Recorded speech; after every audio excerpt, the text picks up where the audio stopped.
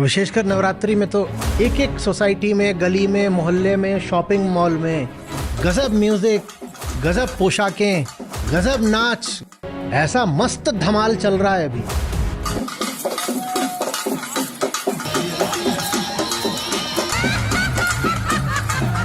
कि जिन लोगों का धर्म से दूर दूर तक कोई लेना देना नहीं, वो भी धार्मिक हुए जा रहे हैं। 10-12 साल के बच्चे को सोशल मीडिया पर गुरु बना करके बैठा दिया जाता है। तुम 10-12 साल के बच्चों की बात कर रहे हो, यहाँ 4-4 साल के बच्चे बन के घूम रहे हैं, बाल कथावाचक, बाल गुरु, एक से एक गुरु जी घूम रहे हैं। उन्होंने अपने बारे में प्रचारित कर रखा है।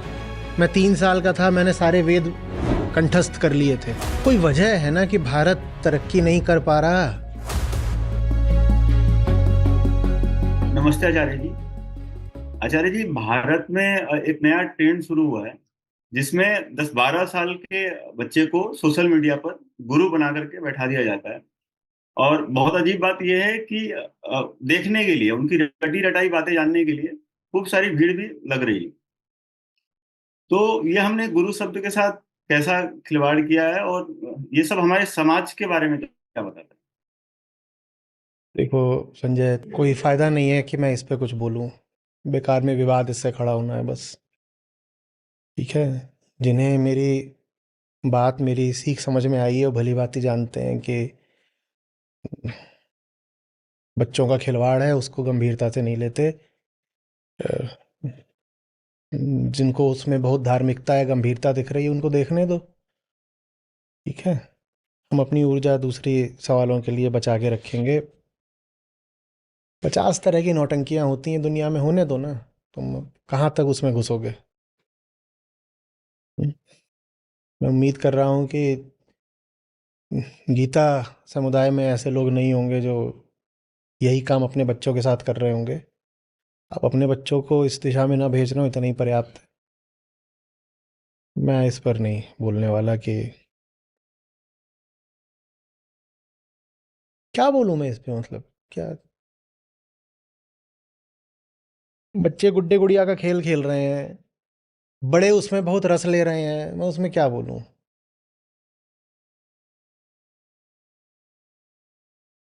जितनी बार मुझे इन मुद्दों पर बोलना पड़ता है ना, थोड़ा मुझे भी नीचे गिरना पड़ता है। कितना नीचे गिरूं? और भारत की स्थिति ऐसी होती जा रही है कि यही यही मुद्दे मेरे सामने लाए जाते हैं, क्योंकि सचमुच यही है अब समाज में।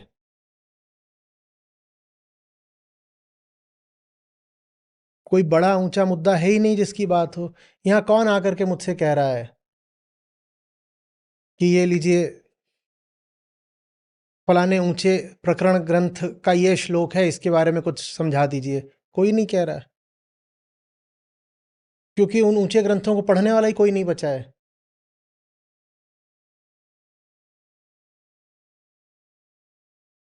कौन आकर के मुझसे पूछ रहा है कि क्या एग्जिस्टेंशियलिज्म की तार्किक निष्पत्ति अद्वैत वेदांत में है? ये प्रश्न ही किसी का नहीं है। क्योंकि ऐसा है कौन जो अद्वैत भी जानता हो और अस्तित्ववाद भी जानता हो? कोई ये सवाल लेके नहीं आ रहा। मैं तुम्हें दोष नहीं दे रहा हूं, तुम्हारी गलती नहीं है। तुम वही पूछ रहे हो जो दुनिया में चल रहा है। पर मैं भी थक गया हूं, और मैं कितना गिरूं कि मैं इन मुद्दों को बार बार संबोधित करता रहूं।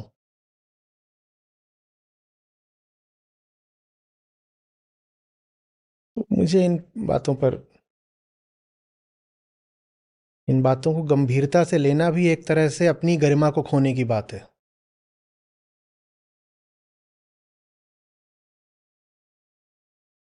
अभी नवरात्रि चल रही है, मैं देख रहा हूँ वो लोगों ने एआई का इस्तेमाल करके बना रखा है कि 4 साल की देवी, पूरा का पूरा एक वीडियो था कि देवी हैं, और वो पता नहीं कहाँ से एक फ्लाइट आई है, 4 साल की देवी उससे उतरी हैं, और एक छोटा सा उनका बाघ भी है, बाघू, और एक उनकी ट्रॉली है, और वो देवी वहाँ से उतर रही हैं और आ रही हैं, और उसके बाद वो जा रही हैं और मंदिर में बैठेंगी। हर चीज़ को हम इन्फेंटलाइज कर रहे हैं। तुम 10-11 साल 12 साल के बच्चों की बात कर रहे हो, यहाँ तो हम देवी को भी बना रहे हैं 3-4 साल की लड़की। पहले हमने कृष्ण को इन्फेंटलाइज करा, इस साल हमने देवी को भी इन्फेंटलाइज कर दिया।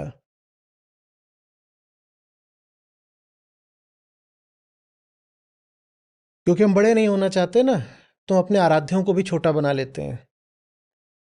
हमारे आराध्य इसलिए हैं कि हम बड़े हो पाए, पर हमें नहीं बड़ा होना। हम ऐसा घातक हमारा अहंकार है, हम कहते हैं हमें नहीं बड़ा होना, मैं अपनी देवी को, अपने आराध्य को, अपने देवता को, अपने कृष्ण को भी छोटा बना लूंगा। तुम गौर करना कि हमारे जितने आराध्य हैं, हम सबके बाल रूपों को ही और ज्यादा विस्तार देते जा रहे हैं। राम हो, कृष्ण हो, और अब चाहे देवी हो, क्योंकि उनका जो विकसित वयस्क रूप है वो हमारे छुटपन को और हमारी क्षुद्रता को चुनौती देता है ना। वो हमारे सामने हमारा अपमान करता है। हम इतने छोटे से रह गए हैं और हमारे सामने आ जाएं बिल्कुल कि जैसे सचमुच थे राम, और जो सचमुच रौद्र रूप है दुर्गा का, तो बात हमें अपमान की लगती है कि ये तो इतने बड़े, हम इतने छोटे। तो हम क्या करते हैं, हम उनको ही छोटा बना देते हैं ताकि वो हमारे हाथ का अब खिलवाड़ बन जाए, हमारे हाथ का अब वो खिलौना बन जाए।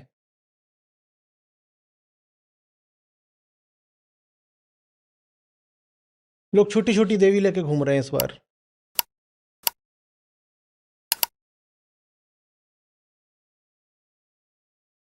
यहाँ हमारी देवी वो है जो महिषासुर पे चढ़ बैठी,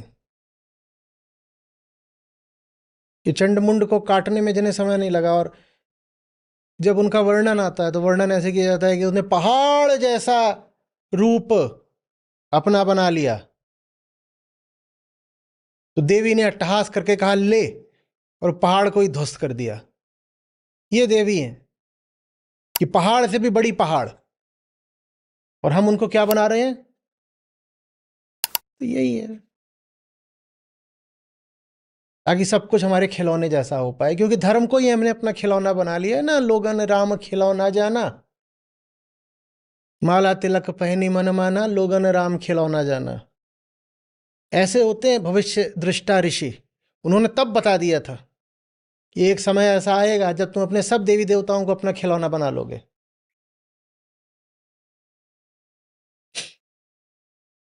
शिव पार्वती को ही बना लिया है, नन्हू नन्हू बिल्कुल बना लिया है। किसी को हम नहीं छोड़ रहे हैं। हमारे गंदे हाथों का स्पर्श हमारे सब आराध्यों को गंदा किए दे रहा है।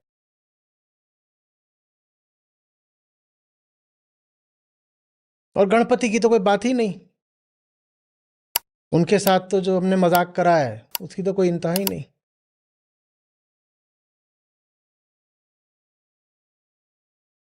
कहीं बाहर वालों ने आकर के मजाक नहीं करा, खुद हम करते हैं। हर साल करते हैं और वो मजाक हर बीतते साल बढ़ता जा रहा है।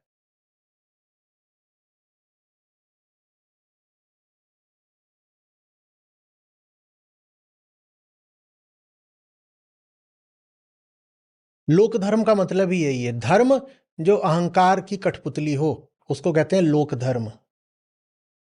99.99% लोग जिस धर्म का पालन करते हैं वो लोक धर्म है, धर्म नहीं है। वो ऐसा धर्म है जो लोगों की आदतों और संस्कृति के वशीभूत है, उसको कहते हैं लोक धर्म।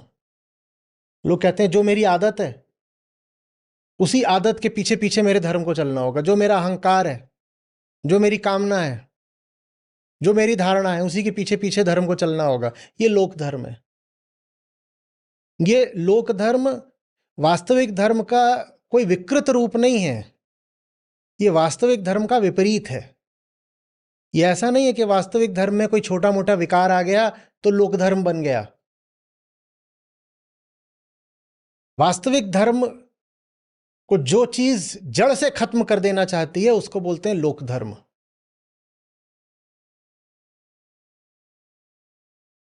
लोक धर्म ऐसा नहीं होता कि धर्म की शुरुआत हुई है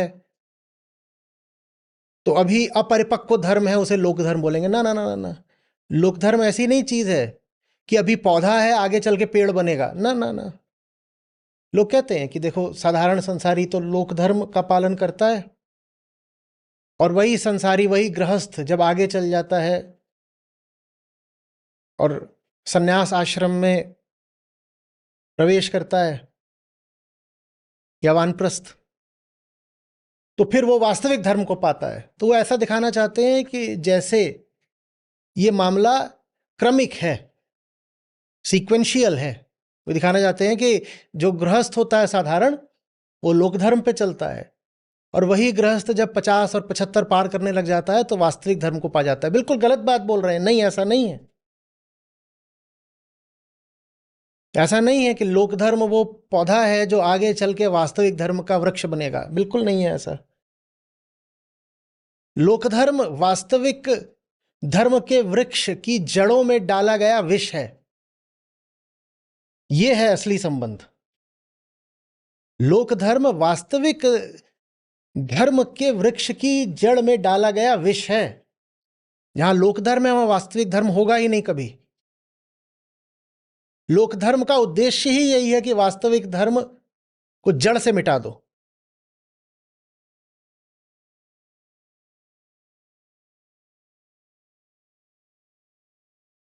अहंकार को कितना अच्छा लगता है ना, मैं बड़ा हूं, मैं पुरुष हूं, और मैं ऐसे छोटी उंगली थाम करके रामलला को लेके जा रहा हूं, बड़ा अच्छा लगता है। या कि छोटे से कृष्ण है और उनको मैं ऐसे अपने ऐसे लेके जा रहा हूं, या छोटी सी देवी है और उनको गोद में मैंने ले रखा है, बड़ा अच्छा लगता है। मैं बड़ा हूं, मेरे आराध्य छोटे हैं। अहंकार बड़ा है, सत्य छोटा है।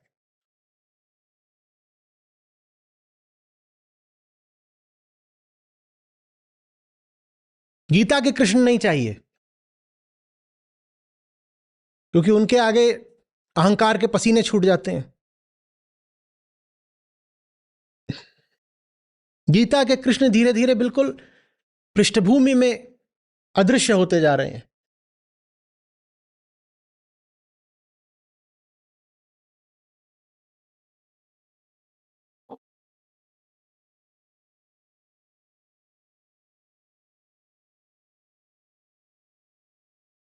जो बिल्कुल किसी की पकड़ में ना आने वाले देव हैं, महादेव, हमने उनको तक नहीं छोड़ा कि वो, उनको तो ये भी नहीं है कि वो समाज के बीच बसते हो।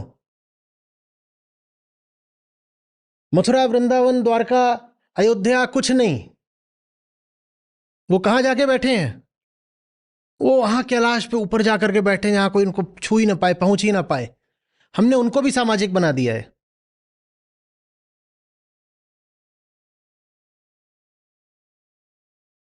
जिनका रौद्र रूप ऐसा है कि तांडव कर दें तो प्रलय आ जाए, हमने उनको भी अपने हाथ का खिलौना बना दिया।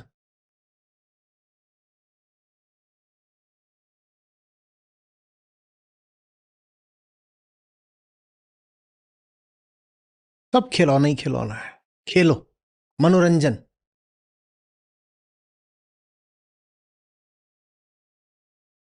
और विशेषकर नवरात्रि में तो एक एक सोसाइटी में, गली में, मोहल्ले में, शॉपिंग मॉल में ऐसा मस्त धमाल चल रहा है अभी कि जिन लोगों का धर्म से दूर दूर तक कोई लेना देना नहीं, वो भी धार्मिक हुए जा रहे हैं धमाल की खातिर। गजब म्यूजिक, गजब पोशाकें, गजब नाच, गजब खाना पीना। ये खाने पीने वाला धर्म,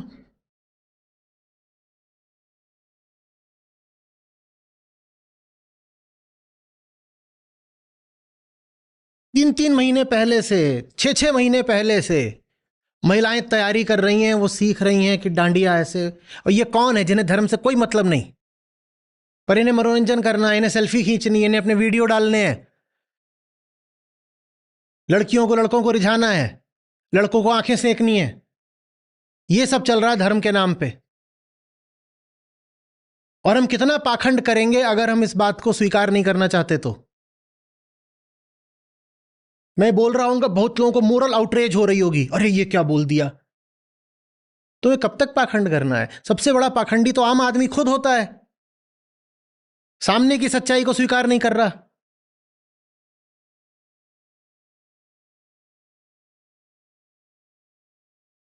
तुम 10-12 साल के बच्चों की बात कर रहे हो, यहां 4-4 साल के बच्चे बन के घूम रहे हैं। बाल कथावाचक, बाल गुरु, किसी को बाल अवतार भी बना दिया होगा, मुझे मालूम नहीं है। 3-3 साल वाले भी हैं। 12 साल तो तुमने कहा, 12 साल तो बहुत बड़ा होता है।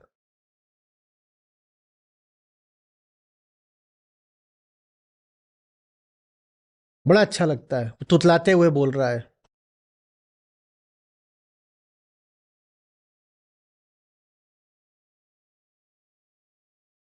एक से एक गुरुजी घूम रहे हैं, उन्होंने अपने बारे में प्रचारित कर रखा है। मैं 3 साल का था, मैंने सारे वेद कंठस्थ कर लिए थे। मैं 5 साल का था, मुझे गीता के लगभग 750 श्लोक याद थे।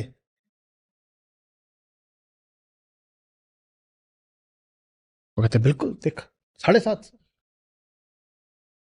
गीता तो 750 पे रुक गए थे, सप्तशती में 750।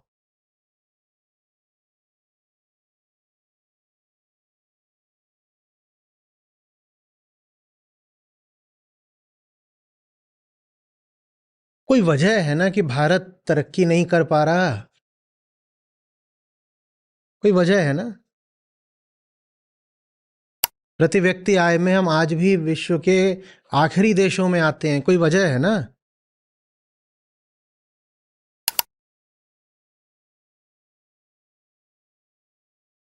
हमारी ही जितनी जनसंख्या वाला चीन हमारे ऊपर बिल्कुल चढ़ के खड़ा हुआ है, हम कुछ नहीं कर पा रहे, कोई वजह है ना।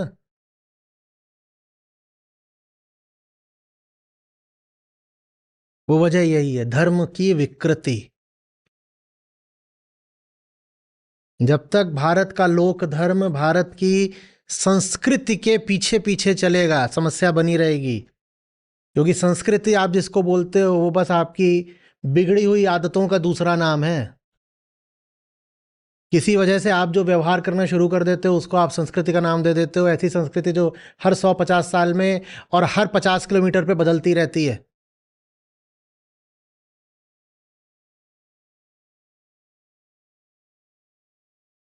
और आप कहते हो जो आपकी आदत, जो आपकी संस्कृति, वही धर्म है।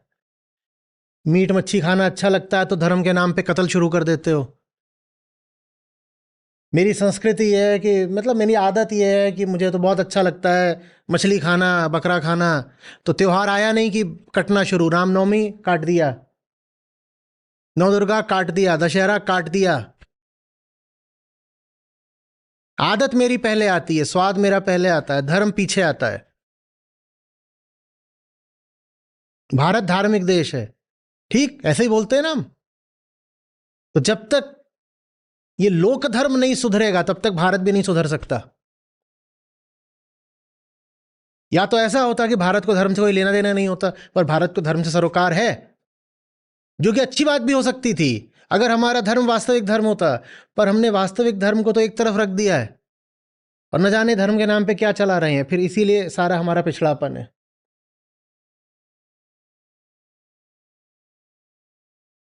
और तुर्रा यह है कि हम तथ्यों की अनदेखी करने में अब बिल्कुल शीर्ष स्थान पकड़ने जा रहे हैं।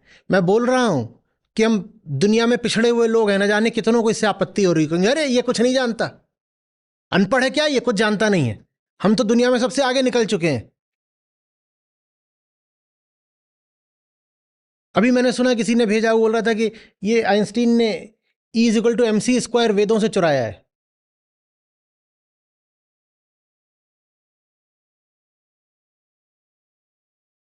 ये वो आदमी होगा जिसको ना स्पेशल थ्योरी पता होगी ना जनरल थ्योरी पता होगी। छोड़ो, इससे पूछ दो रिलेटिविटी क्या होती है, इसको ये भी नहीं पता। इससे साफ कह दो कि तू समझा रिलेटिविटी माने क्या। तू समझा यूनिवर्स का जो मॉडल दिया आइंस्टीन ने वो क्या है, बता दे। पर अब हम इस चीज में बिल्कुल दुनिया में नंबर 1 हो रहे हैं कि हम तो पहले ही सबसे ठीक है, हम पिछड़े हुए थोड़े ही हैं।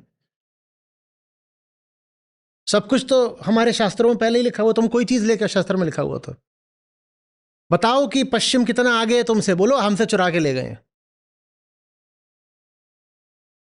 एक तो तुम पिछड़े हुए हो और दूसरे तुम झूठे हो। तुम अपने पिछड़ेपन को स्वीकार भी नहीं कर रहे, तुम अपने पिछड़ेपन को ही गौरवान्वित कर रहे हो। और तुम्हारे सारे पिछड़ेपन का मूल है जो तुमने धर्म के साथ बदतमीजी करी है। धर्म वो ताकत होती है जो इंसान को उठाती है।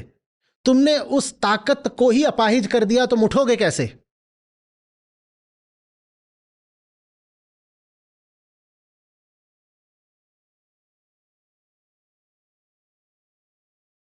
कोई नहीं धार्मिक है। सबकी मान्यताएं हैं, सबकी कल्पनाएं हैं, सबके स्वार्थ हैं, उसी को धर्म का नाम दे रहे हो। कोई नहीं धार्मिक बैठा है यहां पे। धर्म के नाम पर अपनी अपनी रोटियां सेक रहे हैं सब, और कुछ नहीं है।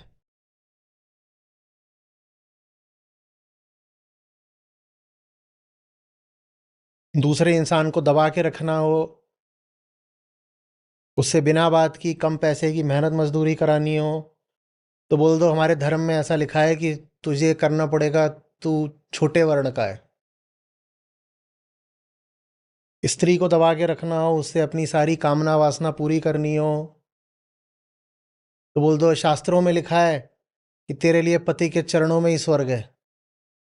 तुम्हें अपनी कामनाएं वासनाएं पूरी करनी है, इसके लिए तुम धर्म का सहारा लेते हो।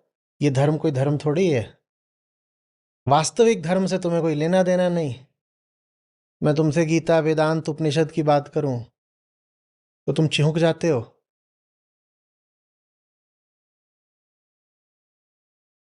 अपनी रीतियों को तुम धर्म का नाम देते हो।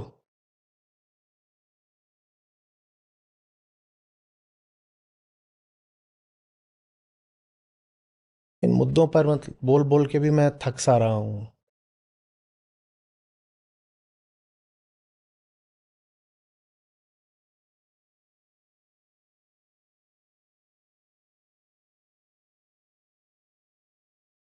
धर्म जो उच्चतम चीज होना चाहिए था, ऐसा कि इंसान ऐसे देखे तो धर्म दिखाई दे। जिंदगी की सबसे ऊंची बात जो हमारी हस्ती को ऊंचाई दे दे, धर्म वो चीज होना चाहिए था ना। और हमने धर्म को बिल्कुल गवारों की चीज बना दिया है।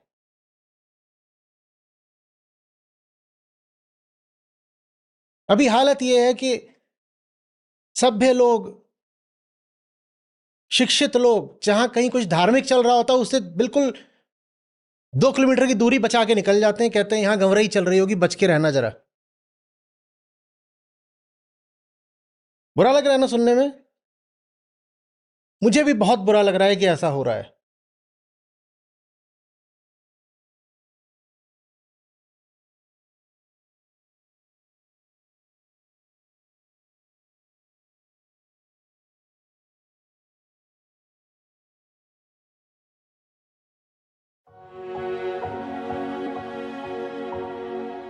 नमस्ते, मेरा नाम शिखा है। मैं एमबीबीएस की छात्रा हूँ। मैं गीता सत्रू से दिसंबर 23 से जुड़ी हूँ। गीता सत्रू से लगातार जुड़ने से मेरी समझ में गहराई आई है। मैं खुद को और संसार को पहले से अधिक ज्यादा देख पाती हूँ, ज्यादा समझ पाती हूँ। ये समझ आया है कि हर व्यक्ति की जाने अनजाने में अपनी फिलॉसफी होती है। कुछ मान्यताएं, धारणाएं होती हैं जिसके आधार पर वो अपना पूरा जीवन बिताता है। पर हमारी फिलॉसफी हमें वो शांति, वो सुख नहीं दे पाती जिसकी तलाश हर किसी को है। दूसरी ओर वेदांत है जो उच्चतम दर्शन है। ये उच्चतम इसलिए है क्योंकि ये व्यक्ति को दर्शन से या कहें कि व्यक्ति को व्यक्ति से ही मुक्त करने की क्षमता रखता है। और मुक्ति ही व्यक्ति के जीवन का लक्ष्य है।